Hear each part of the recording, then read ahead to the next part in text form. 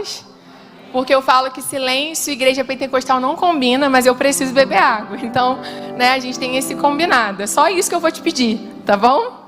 2 Samuel capítulo 11, versos de número 1 ao verso 4, diz assim: E aconteceu que, tendo decorrido 1 ano, no tempo em que os reis saem à guerra, enviou Davi a Joabe e a seus servos com ele e a todo Israel para que destruíssem os filhos de Amon e cercassem a Rabá. Porém Davi ficou em Jerusalém. E aconteceu a hora da tarde que Davi se levantou do seu leito e andava passeando no terraço da casa real. E viu do terraço a uma mulher que se estava lavando, e era esta mulher muito formosa à vista. E enviou Davi e perguntou por aquela mulher, e disseram: porventura não é esta Batseba, filha de Eliã, mulher de Urias, o heteu? Então enviou Davi mensageiros e a mandou trazer, e entrando ele se deitou com ela, e já ela se tinha purificado da sua imundície, e então voltou ela para a sua casa. Verso 14. E sucedeu que pela manhã Davi escreveu uma carta a Joabe e mandou-lhe por mão de Urias. E escreveu na carta dizendo: ponde a Urias na frente da maior força da peleja e retirai-vos de trás dele, para que ele seja ferido e morra. Aconteceu, pois, que tendo Joabe observado bem a cidade, pôs a Urias no lugar onde sabia que havia homens valentes. E saindo os homens da cidade, pelejando com Joabe, caíram alguns do povo, dos servos de Davi, e morreu também Urias, o heteu. 2 Samuel capítulo 15, avance alguns capítulos.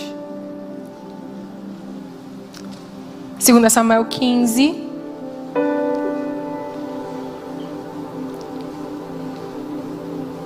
Verso 13, diz assim: Então veio um mensageiro a Davi dizendo: o coração de cada um em Israel segue a Absalão.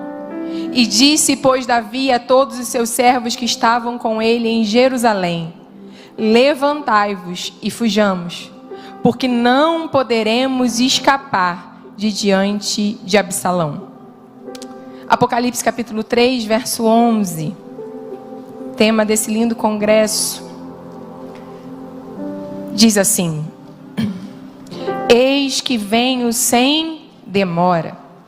Guarda o que tens, para que ninguém tome a tua coroa. Vamos ler todos juntos no 3, o verso 11. 1, 2, 3. Eis que venho sem demora. Guarda o que tens, para que ninguém tome a sua coroa. Aleluia. Antes de você se assentar, eu queria que você falasse para quem está do seu lado assim, ó: cuidado. Você não pode se distrair. Fale para ele, fale para ela: cuidado. Você precisa estar posicionada. Aleluia. Tome o seu lugar.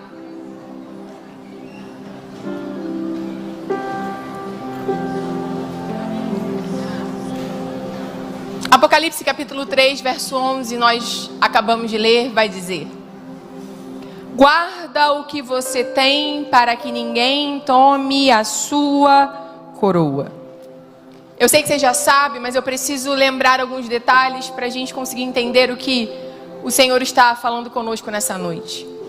O versículo que nós lemos, ele constitui um mandamento, ok? Um mandamento. Um mandamento dado à igreja de Filadélfia. Nós sabemos que o livro do Apocalipse começa com sete cartas a 7 igrejas. E a carta à igreja de Filadélfia está a partir do verso 7. Do verso 7 ao verso 13. É escrita a carta a essa igreja. E é interessante que a igreja de Filadélfia, ao lado da igreja de Esmirna, é uma das únicas duas que não vai ser repreendida pelo Senhor. Vocês estão comigo? São 7 cartas, das 7. Apenas 2 igrejas não vão receber mensagens de repreensão, mas na verdade serão reconhecidas pela sua fidelidade. Se nós lermos todos os versos que compõem essa carta a essa igreja, a gente vai perceber que essa igreja está sendo elogiada pelo seu comportamento de fidelidade. Se você ler lá o verso 8, o texto vai dizer: porque tendo pouca força guardaste a minha palavra e não negaste o meu nome. Ou seja, essa é uma igreja que está sendo elogiada pela sua fidelidade, pela sua obediência. Essa é uma igreja que não apenas está sendo elogiada pela sua fidelidade, pela sua obediência, mas também é uma igreja que está debaixo de uma promessa. Verso 10, o texto vai dizer: porque vocês guardaram a palavra da minha paciência, também eu, o Senhor, guardarei vocês no tempo da tribulação. Entenda que essa igreja, ela caminha em fidelidade, ela caminha em obediência, ela está debaixo de uma promessa. E é justamente por isso, é justamente porque essa igreja tem algo de precioso, que essa carta termina com uma advertência. Termina com um mandamento que é um mandamento de advertência, de atenção, com uma palavra de perseverança. E que palavra é essa? É essa, tema desse congresso. Ei, igreja fiel. Ei, igreja obediente. Ei, igreja que tem uma promessa, que está debaixo de uma palavra. Cuidado, vigiem, guardem o que vocês têm para que ninguém tome a coroa de vocês. Perceba que é uma questão lógica. É só a gente parar e pensar.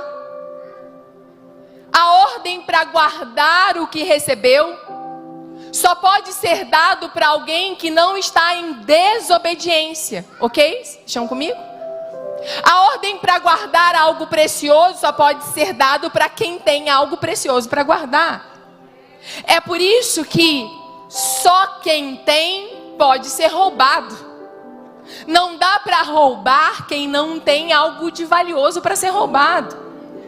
Então entenda essa verdade. O inferno, ele não tem interesse de roubar quem não tem nada de valioso. O inferno não tem interesse de atacar quem não tem nada de valioso. Porque como qualquer ladrão, ele ataca para saquear justamente quem carrega algo de valor.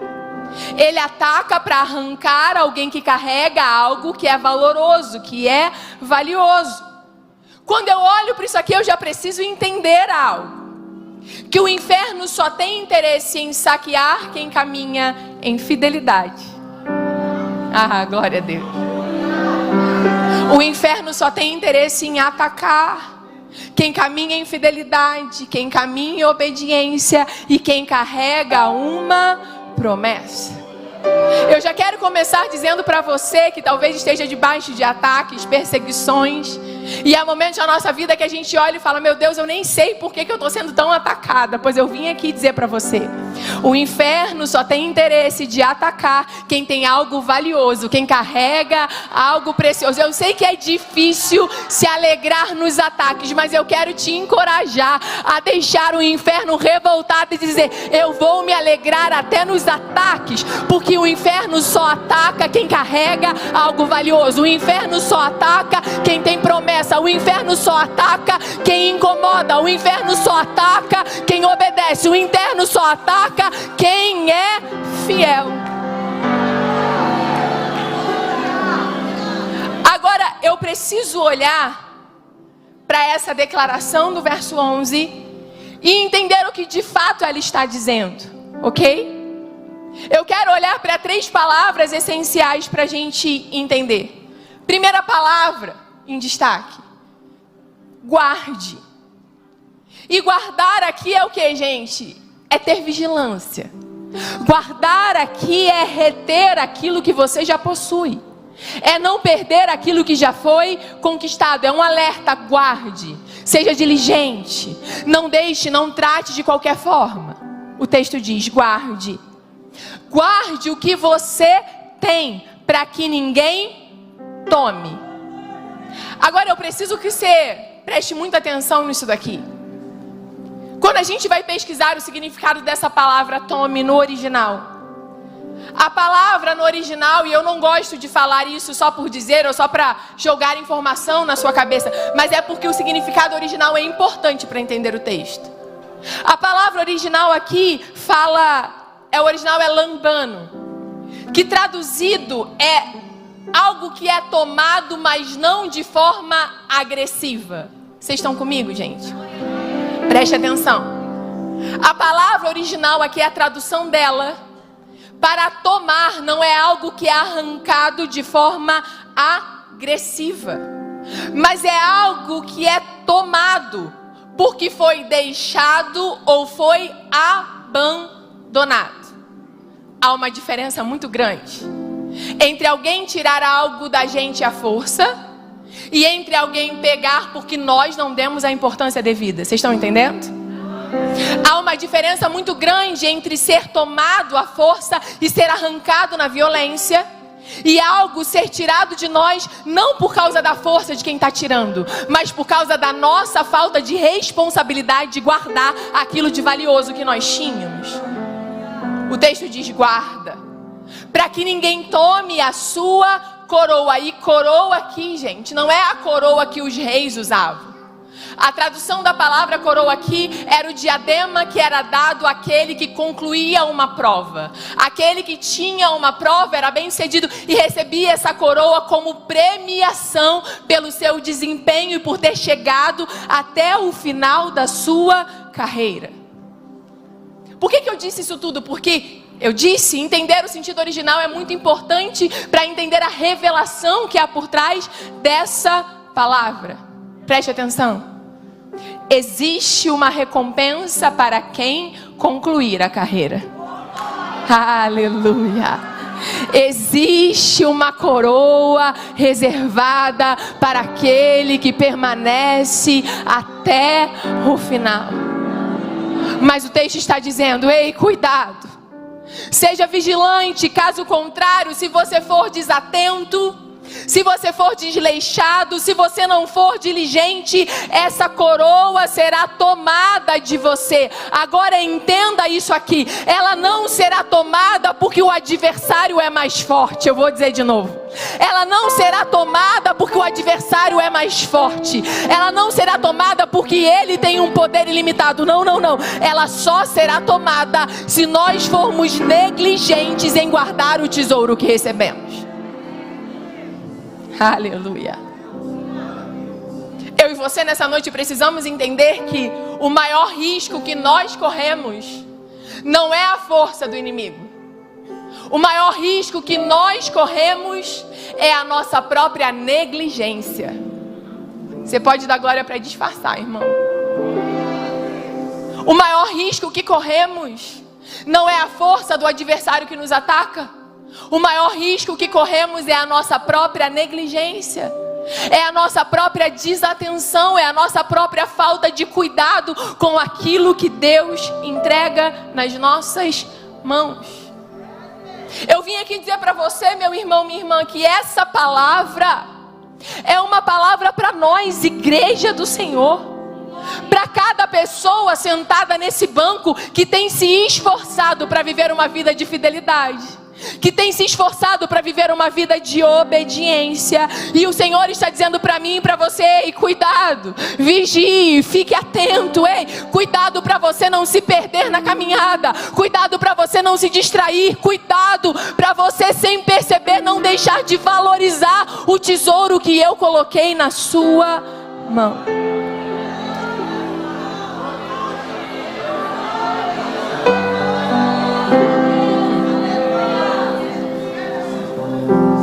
Eu acredito que todos nós que estamos aqui, todos nós sem exceção, em algum momento da caminhada, já tomamos conhecimento sobre a fraqueza de algum homem ou mulher de Deus que nós admirávamos. Quem já passou por isso?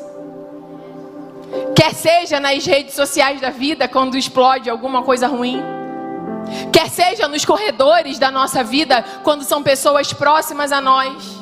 Todos nós em algum momento já tomamos conhecimento sobre alguma coisa que a gente disse: mas essa pessoa não. Eu podia esperar de qualquer um, mas não desse. Sabe aquele sentimento de que é quase inacreditável pensar que alguém que você admirava, que te influenciou, de repente se distraiu e foi capaz de cair em algo que parecia tão bobo.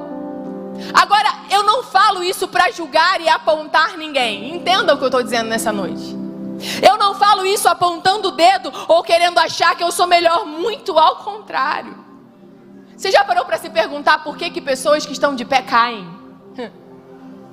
Você já parou para se perguntar por que pessoas que estão de pé caem?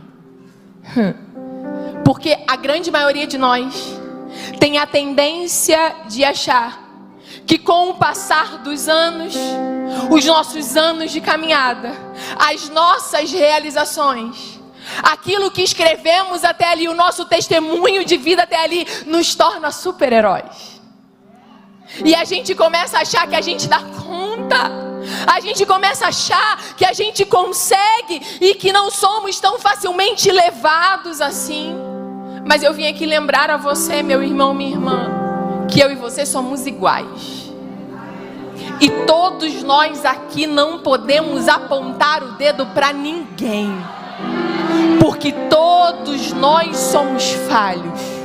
Todos nós podemos cair, todos nós podemos errar, todos nós podemos falar. E essa verdade está na palavra, e eu digo que esse versículo deveria ser um versículo, um lembrete diário, que a gente colasse na porta da geladeira, que a gente colocasse no alarme do nosso celular, para lembrar o que o apóstolo Paulo vai declarar em 1 Coríntios capítulo 10, verso 12, ele vai dizer: aquele que pensa estar de pé, cuide para que não caia.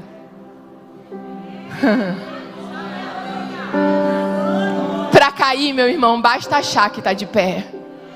Para errar, basta estar de pé caminhando. E a Bíblia está dizendo para nós: ei, é tempo de vigiar. É tempo de estar alerta. Ei, cuidado, guarda o que você tem. Por quê? Porque o Senhor sabe que somos falhos. 2 Samuel, capítulo 11, o texto que lemos também no início, é a prova disso. Porque nós estamos diante de um momento muito difícil da história de Davi. Da história de quem, gente? Da história de Davi. Esse episódio aqui é a prova de que qualquer pessoa nesse recinto pode falhar. Esse episódio aqui é a prova de que qualquer um de nós, mesmo se achando muito bom, mesmo já tendo feito muita coisa, mesmo tendo uma extensa lista de realizações, pode falhar. Nenhum de nós está imune a isso. Olhar para Davi nesse momento, eu não sei em você, mas em mim desperta esse sentimento de que, nossa, eu esperava isso de todo mundo, menos de Davi. Eu esperava esse comportamento de qualquer um, menos de Davi. E toda vez diante de Deus eu falo isso. Todas as vezes que eu leio esse texto, meu coração treme. Eu sinto medo, eu sinto temor. Porque a gente está olhando para alguém que não é uma pessoa qualquer. A gente está olhando para Davi, o grande rei de Israel, o homem segundo o coração de Deus. Mas ele está fazendo algo que seria impensável para um homem como Davi. Ele acorda um dia, ele está na varanda do palácio, ele olha uma mulher, ele gosta dela, ele usa a sua autoridade de rei para trazê-la ao palácio, ele se deita com ela cometendo um adultério. Não satisfeito, ele usa a sua autoridade de rei para trazer o seu esposo e para criar um plano para matar Urias. Eu estou falando de Davi. É Davi, o homem segundo o coração de Deus, que um dia acorda e comete um adultério e um homicídio para tentar ocultar o adultério que cometeu. Não é uma pessoa qualquer. Esse aqui é aquele que foi ungido por Samuel. Ai, irmãos, no meio dos seus irmãos, quando ele era alguém que ninguém daria crédito. Esse aqui é aquele que venceu o leão, que venceu o urso, que venceu Golias. Esse aqui é aquele que durante anos fugiu de Saul e teve a oportunidade de matar Saul e não fez, para não desagradar a Deus. Esse aqui é aquele que em 2 Samuel capítulo 2 vai ser colocado, vai ser ungido como rei de Judá. Esse aqui é aquele que 7 anos e meio depois vai ser colocado no trono sobre todo Israel. Esse aqui é aquele, gente, que vai conquistar Jerusalém, a cidade de Davi. Esse aqui é aquele que valoriza a presença a tal ponto de, depois de anos da arca esquecida, ele traz a arca de volta para o centro do governo para dizer: eu não abro mão da presença. Esse aqui é o mesmo Davi. Esse aqui é aquele que em 2 Samuel capítulo 8 vence os filisteus. É responsável por expandir o reinado de Israel. Esse aqui é aquele que em 2 Samuel capítulo 9 vai honrar a aliança que tinha com Jonatas, mesmo Jonatas já estando morto. Ele vai dizer: eu vou cumprir os meus pactos e as minhas alianças. E ele vai atrás de Mefibosete para honrar a palavra que havia empenhado a um amigo. Esse aqui também é aquele que no capítulo 10 vence amonitas, sírios, e conquista uma enorme vitória para o povo de Israel. Sabe por que eu faço questão de lembrar isso? É só para você entender quantas provas de caráter, força, resistência e resiliência Davi demonstrou ao longo da sua vida. Ele não é uma pessoa qualquer. Ele demonstrou fidelidade aonde muitos já teriam caído, mas ele permaneceu fiel. Ele permaneceu buscando a presença. Ele permaneceu valorizando a presença. Só que aí no capítulo 11 diz que 1 ano depois da vitória dele contra os amonitas, ele acorda. Ele acorda no palácio e de forma irresponsável ele comete um adultério, um homicídio, para ocultar o pecado que havia cometido. E essa história aqui, meus irmãos, é um alerta. É um alerta de quê? Um alerta do céu dizendo: cuidado para que ninguém tome a sua coroa. Cuidado para que você não se distraia. Cuidado para que você não seja negligente com o presente que você recebeu. Cuidado para você não se tornar irresponsável e colocar em jogo a coroa que Deus te entregou. Escute o que eu vou dizer para você com muito temor e tremor. Deus gritou ao meu coração nessa manhã: essa noite é uma noite de escape.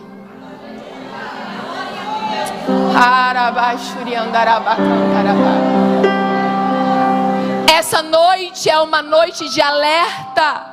É uma noite de retorno para pessoas que estão distraídas. É uma noite em que o Espírito Santo está gritando para algumas pessoas, e o Senhor falava claramente comigo, para pessoas que também estão no limite do pecado, que estão brincando com os limites. Mas Deus me trouxe aqui para lhe gritar ao coração da igreja: dá tempo de acordar, dá tempo de se posicionar, dá tempo de abrir os olhos. Olhar para esse momento da história de Davi, gente, é ouvir soar alertas. Sabe quando o alerta toca? Sabe quando você está num lugar e de repente o alerta toca e você fica desesperado: o que está acontecendo? É isso que essa passagem é para nós. É um grito de alerta. É um alarme ecoando em nós, dizendo: ei, cuidado. Cuidado para quê? Primeira coisa, cuidado para não deixar de fazer aquilo que Deus te mandou fazer. Gente, Jesus é tão lindo que cada passagem, cada trecho dessa mensagem, o Senhor confirmou em cada louvor nesse culto. E eu vou dizer mais uma vez: sabe qual é o primeiro grito de alerta para nós nessa noite? Primeiro, cuidado para não deixar de fazer aquilo que Deus te chamou para fazer. O verso 1 do capítulo 11 faz questão de dizer que Davi fica em casa no tempo em que todos os reis estavam indo para a guerra. Você já sabe disso. Você também já sabe, provavelmente, que, de acordo com o contexto histórico, havia um período do ano, normalmente primavera, final do inverno, onde o clima era melhor, as chuvas eram menores, e por isso havia esse tempo onde as campanhas e avanços militares eram mais comuns. É desse tempo que a Bíblia está dizendo. Mas isso você já sabe? Sabe ou não sabe? Sabe ou não, gente? Vocês estão aí, gente? Sabem? A pergunta que a gente precisa fazer, eu preciso que você entre na história comigo, é por que Davi fica? Já se fez essa pergunta? Por que Davi fica quando todo mundo vai para a guerra? Por que Davi não vai quando deveria ir? Aleluia. Sabe, eu fico me perguntando, o que faz alguém como Davi, alguém que sempre foi diligente, não ir naquilo que ele deveria ir, não estar aonde deveria estar? A atitude de Davi aqui, gente, é chocante. E eu explico por que é chocante. Davi não era uma pessoa preguiçosa. Vocês estão comigo? Davi não era uma pessoa encostada. Davi não era uma pessoa acomodada. Aqui não tem. Lá onde eu moro tem. Você deve conhecer alguém assim. Conhece alguém encostado?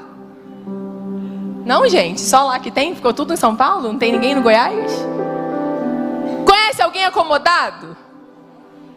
Sabe? Que não se move. Tem que dar um empurrão, um chute para ver se a pessoa sai do lugar. Gente que faz tudo de qualquer jeito, que qualquer coisa tá bom, você dá uma tarefa, faz de qualquer jeito. Você deve conhecer alguém assim, não é possível. Alguém assim, você não espera muita coisa, certo ou não? Não espera. Alguém que é acomodado, desleixado, encostado, você não espera muita coisa. Só que Davi é justamente o oposto disso. Davi é alguém que desde sempre fez tudo com excelência.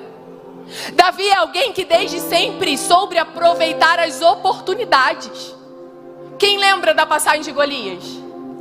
Ele está ameaçando todo um exército. Cadê os homens de Israel? Escondidos, com medo.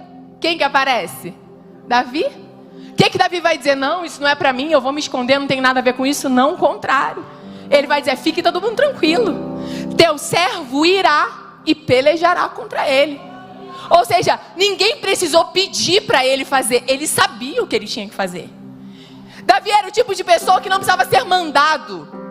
Ele sabia o que precisava ser feito. E fazia o que tinha que ser feito. E fazia bem feito. Ele sabia aproveitar cada uma das oportunidades. Se era para cuidar de ovelha, ele cuidava. Se era para tocar harpa, ele tocava. Se era para vencer gigante, ele vencia. Se era para ser ajudante do rei, ele era. Ele fazia o que precisava ser feito e fazia bem feito. É por isso que é estranho pensar que alguém que sempre esteve à frente das batalhas, que alguém que sempre esteve disposto, que sempre se destacou pela sua capacidade de superar expectativas, no momento em que deveria estar na guerra, está em casa. No momento em que deveria estar lutando, está no palácio. E aí sabe o que eu aprendo, gente? Grave isso. Até os melhores guerreiros se cansam. Até os melhores guerreiros entram na rotina. Até os melhores guerreiros baixam a guarda.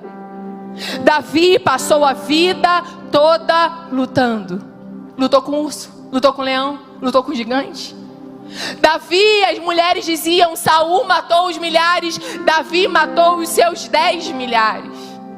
Davi suportou perseguições. Ele não era só um bom guerreiro, escute isso. Ele era um excelente professor. Quando ele foge de Saul, a Bíblia diz para nós que se juntam a eles apenas 300 homens que eram homens desgostosos. Está na Bíblia.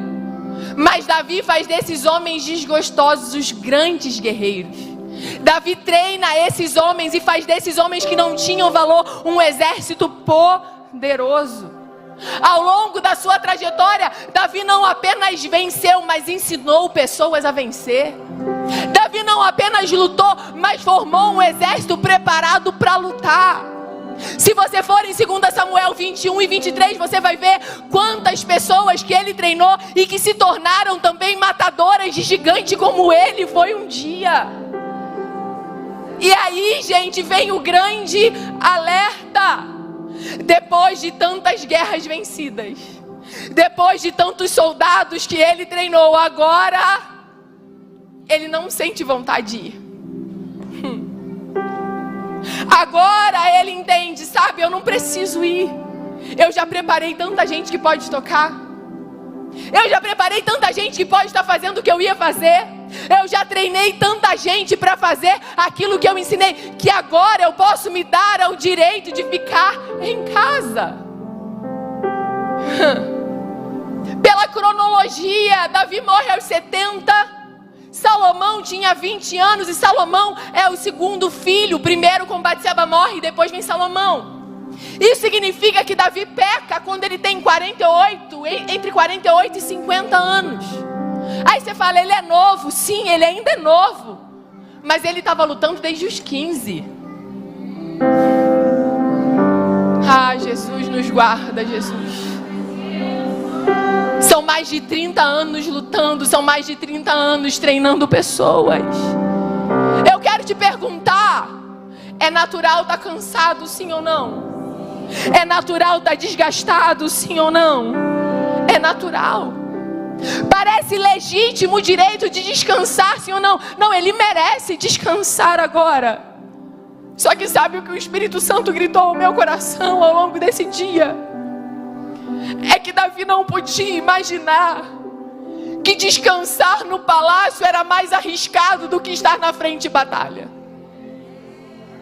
O que Davi não podia imaginar era que estar descansando dentro da sua própria casa era mais perigoso do que estar na frente de um exército inimigo. E aí o Senhor gritou uma frase que é para você gravar no seu coração. O seu propósito te protege, meu irmão.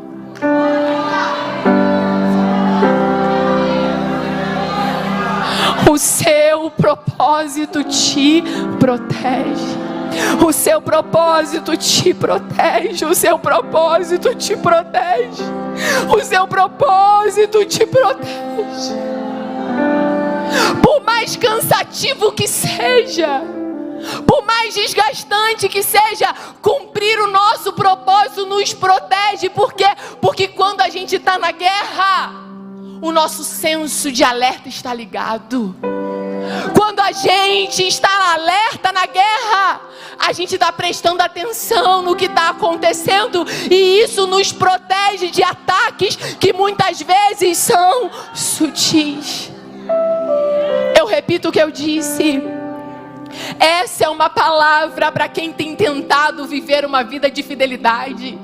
Não é uma palavra para quem está brincando de ser crente, não, não, não. É uma palavra para quem todos os dias está tentando fazer a coisa certa. Davi não foi chamado de um homem segundo o coração de Deus porque brincava com Deus, ao contrário. Ele passou uma vida tentando fazer o que era certo. Mas o problema é que quando ele se distrai, ele perde o foco. E o erro dele precisa me ensinar que sair do propósito é muito perigoso.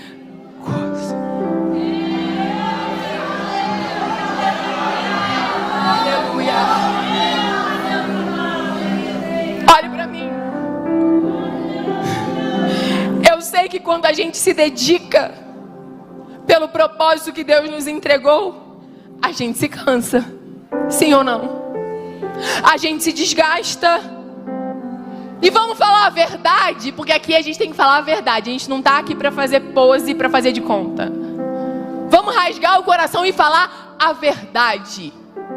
Depois de anos de dedicação, tem hora que a gente perde a empolgação. Eu vim falar a verdade para você. O que talvez você tenha vontade de falar, mas está sem coragem, eu vou falar para você. Depois de anos, tem hora que a gente perde o brilho nos olhos. Tem hora que a gente vem só porque tem que vir, porque se a gente não for, alguém vai falar alguma coisa. Mas vontade passou já. Tem hora que se a gente pudesse, a gente ficava em casa.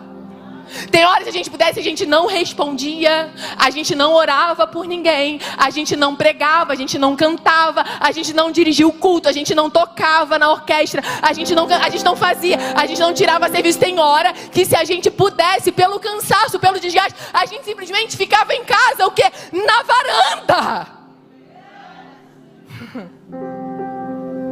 Tem hora que a gente vai pensar o que Davi pensou, sabe? Eu já passei tanto tempo nisso aqui, eu já treinei tanta gente, que eu já posso entregar. Aleluia. Eu já tenho gente para me substituir, gente melhor do que eu. Eu vou ficar só no apoio, caso alguém precise, grita que eu vou. Mas eu não quero mais essa responsabilidade. Foi isso que aconteceu com Davi. E o texto deixa claro, preste atenção nisso aqui, gente. O verso 1 vai dizer que 1 ano depois, isso aconteceu quanto tempo? 1 ano depois. 1 ano depois do quê? Da última batalha que ele tinha lutado, certo? Capítulo 10, ele vence uma guerra. Passa 1 ano, acontece o capítulo 11. O que eu estou querendo dizer com isso? Eu te explico. É que Davi não estava fisicamente cansado. Ele teve 1 ano para descansar, sim ou não? Vocês estão comigo, gente? Passou 1 ano da última guerra, ele teve 1 ano para recuperar a energia física, o cansaço físico. Portanto, o problema dele não ir para a guerra não é porque ele está fisicamente cansado, mas é porque falta disposição, falta vontade, falta alegria, falta paixão, falta o primeiro amor. E aí sabe o que o Espírito Santo, e eu disse desde o início, como o Senhor me constrangeu nessa palavra, porque a palavra, ela não tem que falar só com você, ela precisa falar comigo primeiro. Sabe o que o Senhor falou para mim? Ele entende o nosso cansaço, Ele entende o nosso esgotamento, porque tem hora que é cansaço mesmo, mas Ele não tolera a nossa desistência. Ele entende o teu cansaço, mas Ele não aprova a tua desistência. Ele entende o teu cansaço, mas Ele não aprova a tua desistência. Eu vou dizer de novo. Ele entende o teu cansaço, mas Ele não aprova a tua desistência. Ele entende o teu cansaço, mas Ele não aprova a tua desistência. Quando Elias foge de Jezabel, ele está o quê? Ele está cansado. O que que Deus faz? Dá comida, dá água, deixa dormir. E diz: Elias, descansa. Agora Elias vai, Elias anda. Deus deixa até Elias entrar na caverna. Mais ou menos assim: eu sei que você está no seu limite, eu vou te dar um tempo para respirar. O Senhor está falando com pessoas aqui. Eu sei que você está muito desgastado, decepcionado, machucado, ferido, e você está precisando respirar. Eu até deixo você passar 1 noite, mas é 1 noite na caverna, é só uma. Porque no dia seguinte o Senhor fala: Elias, o que você está fazendo aí? Ei, o Senhor está dizendo para pessoas nessa noite: o que você está fazendo na caverna? O que você está fazendo fugindo, tentando se esconder, tentando parar o que eu não disse que você podia parar? Eu entendo o seu cansaço, eu respeito que você precisa respirar, mas eu não aprovo a sua desistência. O Senhor está falando conosco nessa noite. Não entregue, não paralise o que Deus colocou na sua mão. Não entregue o que Deus colocou na sua mão, porque eu e você só podemos parar e entregar o que Deus nos mandou fazer quando Ele disser que é hora de parar. Você está olhando para mim e está dizendo: não estou entendendo, então vou falar rasgado para você não ter dúvida. O teu desgaste não te autoriza a entregar. O teu cansaço não te autoriza a entregar. A tua frustração não te autoriza a entregar. A tua falta de interesse não te autoriza a entregar. As suas dores não te autorizam a entregar. Nada disso te autoriza a parar. Por quê? Eu te falo também. Se você está ferido, Ele tem cura para você. Se você está frustrado, Ele tem restauração para você. Se você está cansado, cansado, Ele te deixa descansar, Ele renova as suas forças. Se você está sem o primeiro amor, Ele está aqui para trazer renovo para você. Tem cura, tem restauração, tem milagre, tem descanso, tem renovo. Mas Ele está dizendo: ei, não pode parar, não para, não entrega, não para. Por quê? Porque o teu propósito te protege. Não pare de fazer aquilo que Deus te chamou para fazer. Não entregue aquilo que Deus botou na sua mão. Não paralise aquilo que Deus confiou a você.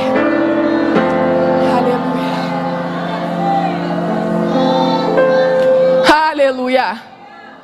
Primeiro alerta: cuidado para não deixar de fazer aquilo que Deus te mandou fazer, porque o teu propósito te protege. Segundo alerta: cuidado para que aquilo que Deus te deu não se torne a sua queda. Aleluia.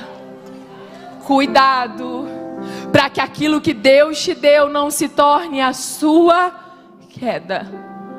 Meu irmão, não, olha para mim, vamos falar a verdade. Quem era Davi antes de Deus ungir ele? Ele era um menino que cuidava das poucas ovelhas do seu pai. Mas o próprio Deus o escolheu. O próprio Deus o ungiu. O próprio Deus deu a ele coroa. O próprio Deus deu a ele autoridade. O próprio Deus deu a ele poder. O próprio Deus deu a ele palácio. Então me responda. Tudo que Davi tem, quem deu para ele? Deus. Tudo que Davi tem foi Deus que deu. Se você for em 2 Samuel 12, quando Natã vai repreender a Davi pelo seu pecado, Deus vai falar isso pela boca de Natã. Ele vai dizer: eu te ungi, rei de Israel. Eu te coloquei no trono. Eu te livrei das mãos dos seus inimigos.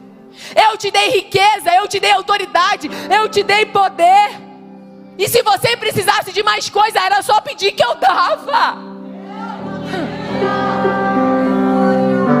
Quer dizer então que Davi está no palácio que Deus deu quando ele viu a mulher de Urias. Você está comigo? Ele está no palácio que Deus deu quando ele vê a mulher de Urias. Quer dizer então que Davi usa a autoridade que Deus deu para fazer a mulher vir até ele e ele se deitar com ela. Quer dizer então que Davi usa a posição de rei que ele tem para conspirar e matar Urias? Sim, é isso mesmo. E isso é assustador. Deus está dizendo para nós nessa noite: cuidado para que aquilo que eu te dei não se torne o seu tropeço. Cuidado para que aquilo que eu fiz por você não se torne o lugar da sua queda. Você quer ver como Deus está nessa palavra? Eu costumo dizer que o Espírito Santo é fofoqueiro. Que a gente acha que a gente vai fazer uma coisa, mas ele já fez antes. Êxodo 32 foi lido aqui no ofertório. Traz pra gente um momento muito assustador também. O povo foi liberto do Egito. Já foi dito aqui.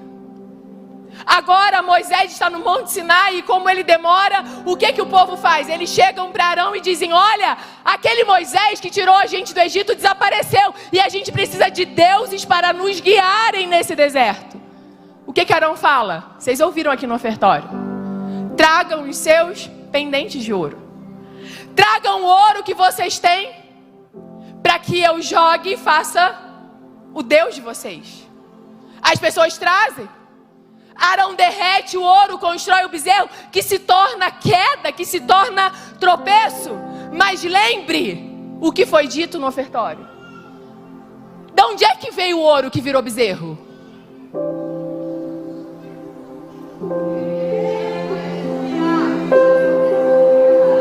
O povo era escravo, não tinha ouro. O povo era escravo, não tinha nada. Mas Êxodo 12, 35 e 36 diz que quando eles estavam saindo, as mulheres do Egito deram prata e ouro para mandar eles embora. Pare e pense, quer dizer que eles têm ouro porque Deus deu. E agora eles pegam o ouro que Deus deu para construir um bezerro. Cuidado! Para que aquilo que Deus te deu não se torne o seu tropeço. Porque nem toda queda nasce no inferno. Tem queda que é resultado da má administração das bênçãos de Deus. Nem toda queda nasce no inferno. Tem queda que é resultado da má administração da bênção de Deus. Isso vale para você e vale para mim. Cuidado para que o carro que Deus te deu não te leve para todos os lugares, menos para onde você deveria vir. Cuidado para que a casa que Ele te deu não se torne tão confortável que dê preguiça de sair de casa para fazer aquilo que Deus te mandou fazer. Cuidado para que o trabalho que você orou e Ele abriu a porta não se torne a desculpa para você não fazer mais aquilo que Deus te chamou para fazer. Cuidado para que o filho que você orou e Ele mandou não seja agora a razão pela qual você não tem mais disposição de servir e adorar a Deus e não vem mais para a igreja porque o menino corre na igreja. Deixa o menino correr, porque a promessa e a bênção, mas não saia do lugar que Deus mandou. Cuidado para que o cargo que Deus te deu não se torne o bezerro que te afasta da presença. Cuidado para que o talento que Deus te deu não se torne performance religiosa e você se esqueça do que é uma devoção e uma adoração sincera. Cuidado para que o relacionamento que você pediu a Deus não se torne prisão emocional para você. Há um alerta para nós hoje, há uma sirene ecoando no mundo espiritual. Ei, mulheres, ei, igreja, cuidado, guarda o que você tem, vigie e fique atento. Você pode repetir comigo? A promessa que Deus me deu não vai me fazer cair. Você pode declarar isso de novo com força, fazendo uma declaração no mundo espiritual para o inferno ouvir.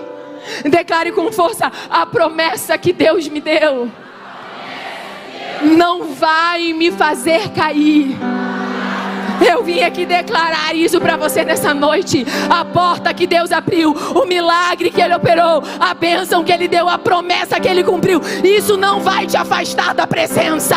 Isso não vai fazer você negociar o inegociável. Isso não vai se tornar um bezerro no seu coração. Não, não vai, não vai, não vai.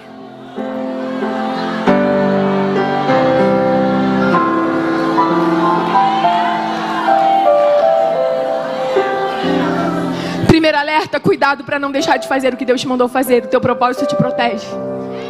Segundo alerta, cuidado para que aquilo que Deus te deu não se torne o teu tropeço.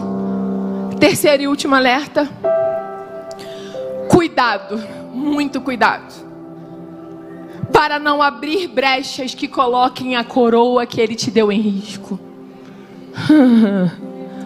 Ah, Jesus, me guarda.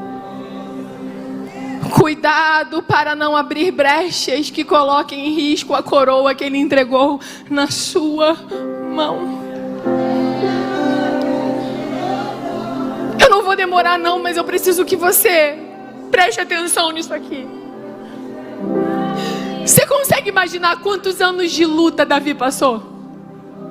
Você consegue se colocar na pele dele e pensar quantos desafios, quantas guerras, quantas provações, perseguições, humilhações ele viveu até esse momento?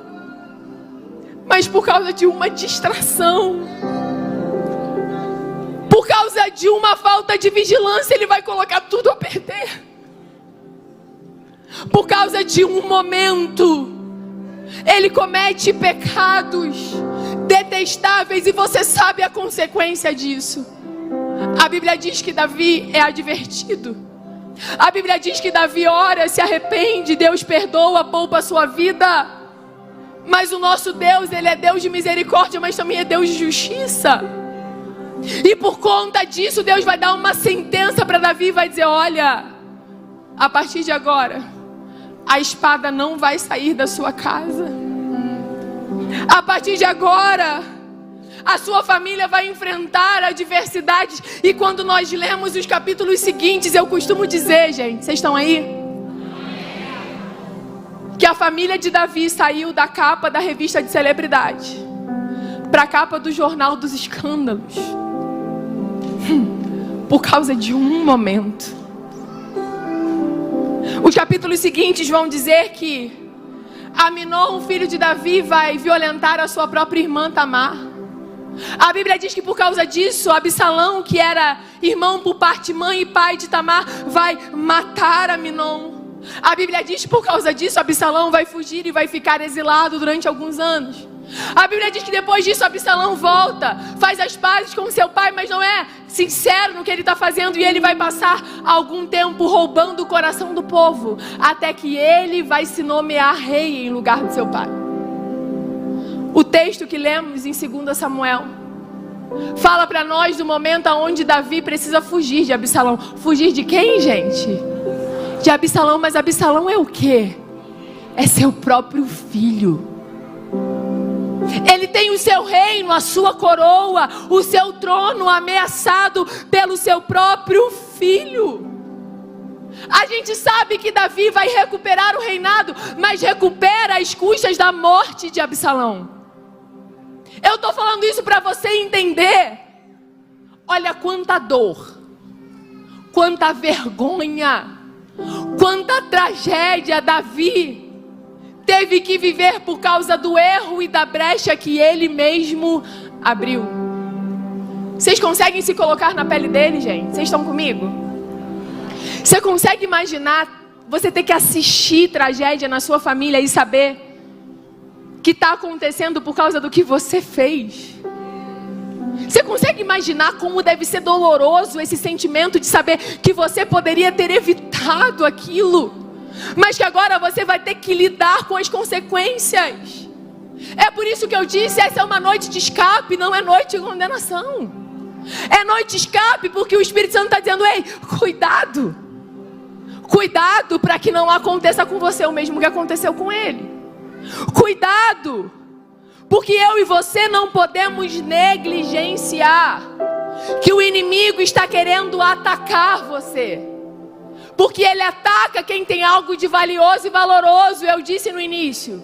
Ele está querendo atacar você. E tudo que ele precisa para atacar é uma brecha. Eu não pedi isso nenhuma vez, eu vou pedir só agora. Você pode falar para quem está do seu lado: ele só precisa de uma brecha?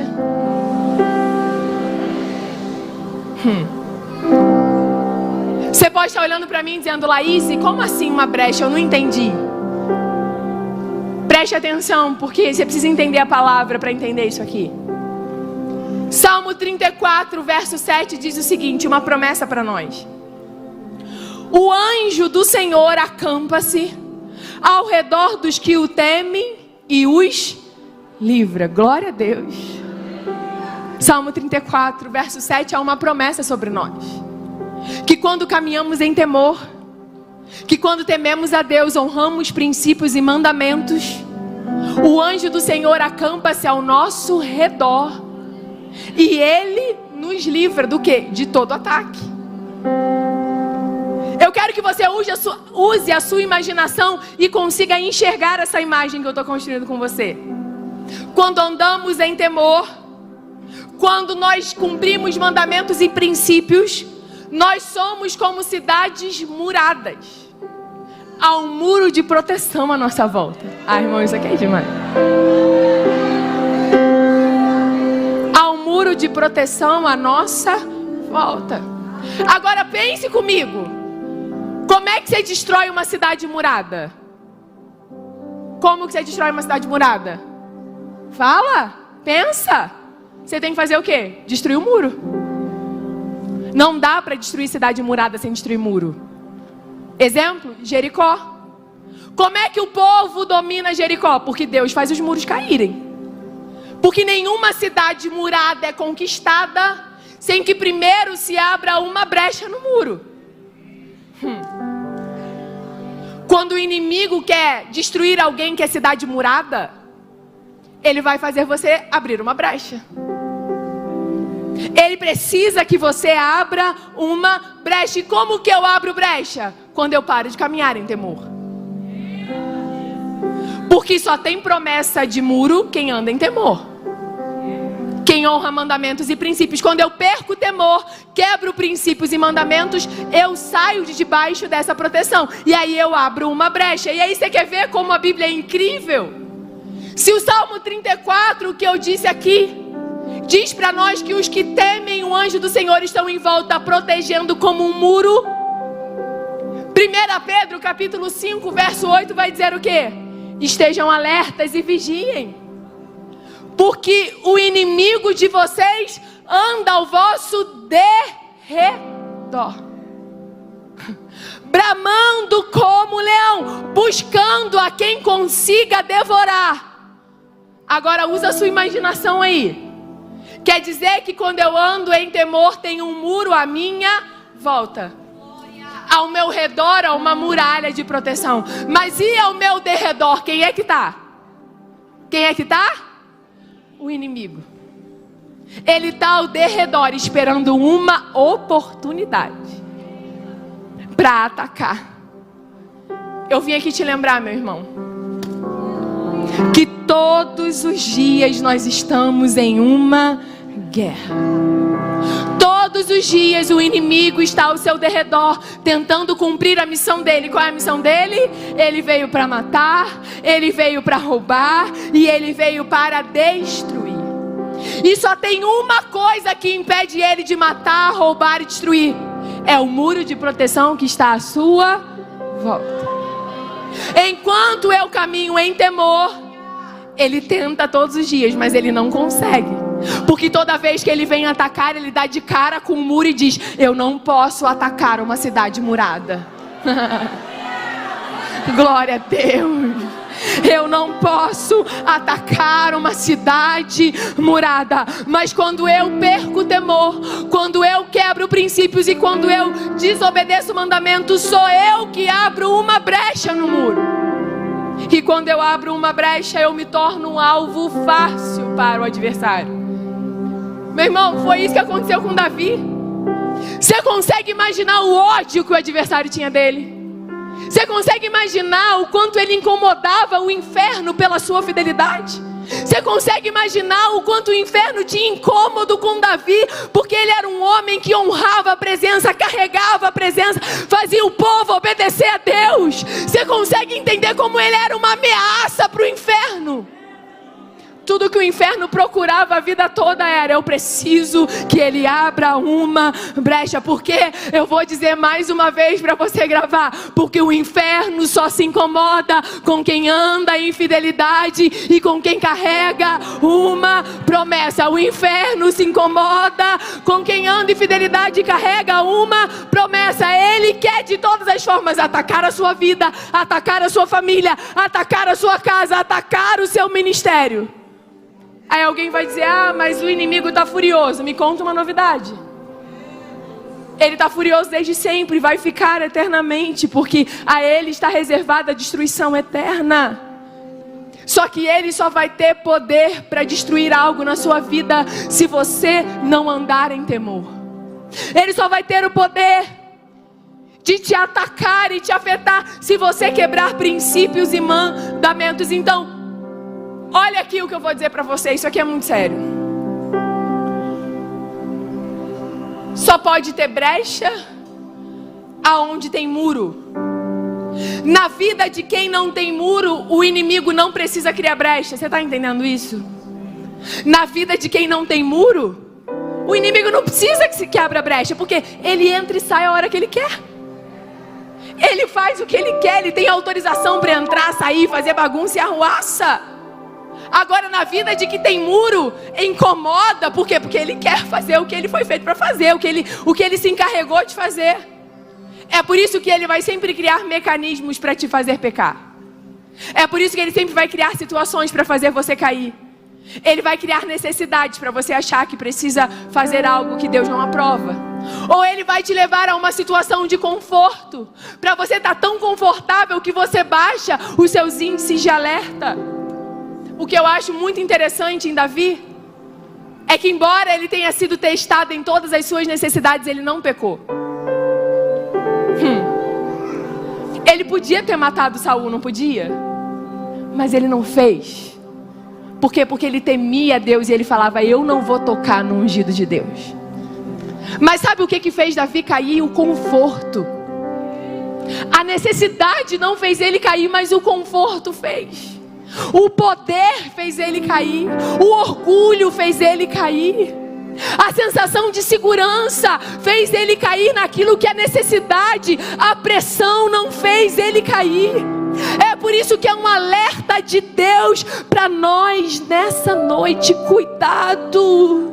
Cuidado todas as vezes em que você estiver sob pressão, para que você não faça algo que desagrada a Deus. Cuidado para que quando você estiver segura, usufruindo uma vida tranquila, você não esqueça de vigiar e acabe fazendo aquilo que Deus não quer que você faça. A vigilância contra o pecado, meu irmão, nunca é demais. A vigilância contra o pecado nunca é demais. E tem algo na Bíblia que eu acho incrível. Eu não sei se você já parou para perceber isso aqui. Quem lembra de Efésios 6? Efésios 6 é manual de guerra espiritual. É o texto bíblico no Novo Testamento que ensina sobre guerra espiritual. Você quer aprender guerra espiritual? Leia Efésios 6 e não fica ouvindo besteira na internet. Glória a Deus. Aí olha Efésios 6. Efésios 6 vai falar o quê? A armadura de Deus, sim ou não? Quantos itens tem na armadura, você sabe? 7 itens. Quais são eles? O cinto da verdade, a couraça da justiça, o calçado das boas novas, o escudo da fé, o capacete da salvação e a espada do Espírito. Entenda que nós temos 6 itens de defesa e só um de ataque. Você já entendeu? Faz de conta que não entendeu, não. Quer dizer que o manual de guerra espiritual me manda ter uma armadura na qual há 6 itens de defesa e só um de ataque. Porque isso aqui revela um princípio. No mundo espiritual, vence quem está mais protegido e não quem tem mais força de ataque. No mundo espiritual, vence quem tem mais proteção e vigilância e não quem tem uma bazuca na mão. Eu sei que aqui não tem, essa é uma igreja tranquila e pacífica. Na minha tem. Na minha tem crente que se deixar entra com a bazuca na mão querendo atirar em todo mundo e acha que isso vai fazer dele um super crente. Aí dá vontade de dizer: meu irmão, minha irmã, calma. Não adianta ter bazuca e não guardar o coração. Não adianta ter bazuca e não guardar a mente. Não adianta ter bazuca e não ver onde anda. Não adianta ter bazuca e não estar protegido e vigilante. Essa é uma noite de alerta. E o Senhor está dizendo para você: é tempo de resistir. Ah, o congresso vai acabar. O congresso vai acabar, mas você vai ter que continuar resistindo. Você vai ter que continuar orando. Você vai ter que continuar buscando. Você vai ter que continuar se consagrando. Você vai ter que continuar vigiando para não se deixar vencer pelas ofertas do mundo. E eu termino sem ser papo de pregador. Eu termino dizendo para você que o alerta dado à igreja de Filadélfia é o mesmo alerta que o Espírito Santo faz para mim e para você hoje. É o mesmo alerta. Ele está dizendo: ei, Laíse, cuidado. Ei, pastora Camila, cuidado. Pastor Neto, cuidado. Cuidado, guarda o que você tem, para que ninguém tome a sua coroa. Ei, cuidado. Não se distraia, não saia da posição. É por isso que a ordem de Deus para você é: você precisa estar posicionada. Você não pode estar distraída. Você não pode estar sem prestar atenção. Não. Você precisa estar vigilante. Por quê? Porque você está em uma guerra. E quem está na guerra precisa estar posicionado para não ser saqueado, para não ser destruído, para não ser arrancado da sua mão aquilo que Deus entregou. É possível que nessa noite haja pessoas que, assim como Davi, foram saqueados já. Foram saqueados porque se perderam no meio do caminho. Negligenciaram o propósito. Colocaram a promessa acima do Deus que cumpriu a promessa. Abriu brechas. Mas eu tenho certeza que nessa noite há pessoas que precisam despertar. Aleluia. Há mulheres, homens que precisam despertar. Pessoas que começaram bem, pessoas que iniciaram a caminhada dedicados, centrados, focados, mas na correria da vida, no cansaço, no desgaste, perderam o foco, se distraíram, perderam o amor, a paixão, a entrega, a vontade, o desejo. E é por isso que o Espírito Santo está aqui nessa noite falando comigo e com você. Ei, cuidado, fique alerta. Você está numa guerra e você precisa estar posicionada. Você está numa guerra e precisa estar posicionado. É tempo de vigilância. É tempo de estar na posição. É tempo de não se distrair. É tempo de não se perder no meio do caminho. Se coloque de pé.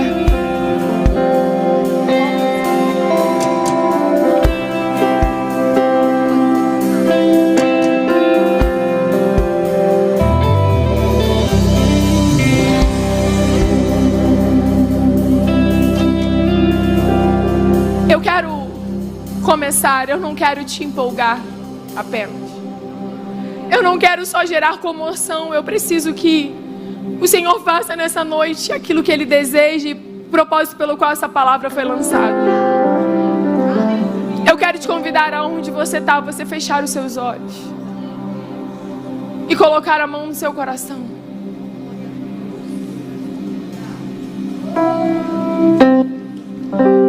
E eu quero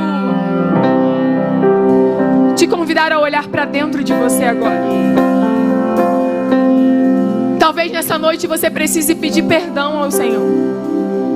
Talvez nessa noite você precise pedir perdão porque você está aí e você sabe que ao longo do caminho você não tem mais valorizado aquilo que Ele te deu para fazer. Você está pensando em parar, em desistir, em entregar, mas o Senhor deu o primeiro alerta. Não entregue aquilo que eu coloquei na sua mão, porque o teu propósito te protege. Talvez você esteja aqui e você sabe que ao longo do tempo as coisas que Deus te deu, aquilo que Ele fez por você, começaram a ocupar um lugar tão grande no seu coração, que a sua devoção, o seu amor por Jesus foi esfriando. Mas Ele traz um segundo alerta dizendo: cuidado, cuidado para que aquilo que eu te dei não se torne o seu tropeço. Pode ser que ao longo do caminho, sem perceber, você começou a negociar os princípios. Talvez você nunca tenha feito algo tão chocante como Davi, mas talvez os seus olhos estejam olhando aquilo que não é para olhar. Os seus ouvidos estejam ouvindo aquilo que não é para ouvir. Os teus pés estejam indo aonde não eram para ir. No teu coração haja sentimentos que o Senhor não aprova. A sua boca tem falado palavras que o Senhor não aprova. E o Senhor me trouxe aqui como alerta para denunciar a estratégia do inferno. O Senhor me trouxe como alerta para denunciar a estratégia do inferno e para dizer: não abra brechas. Não negocie princípios. Não brinque com os limites, porque tudo que o inimigo quer é encontrar espaço para arrancar aquilo que Deus colocou na sua vida. É noite de você orar. É você que tem que falar com Jesus aí onde você está e dizer: Jesus, me perdoa. Senhor, tem misericórdia da minha vida. Senhor, me ajuda, porque eu não quero ser negligente. Ah, Jesus, ajuda. Ah, Senhor, nos ajuda nessa noite. Nós não queremos perder a coroa por falta de atenção. Nós não queremos perder a coroa por falta de responsabilidade. Nós não queremos perder a coroa por falta de temor e compromisso. Ah, Senhor, nos ajuda. Nos ajuda, nos ajuda.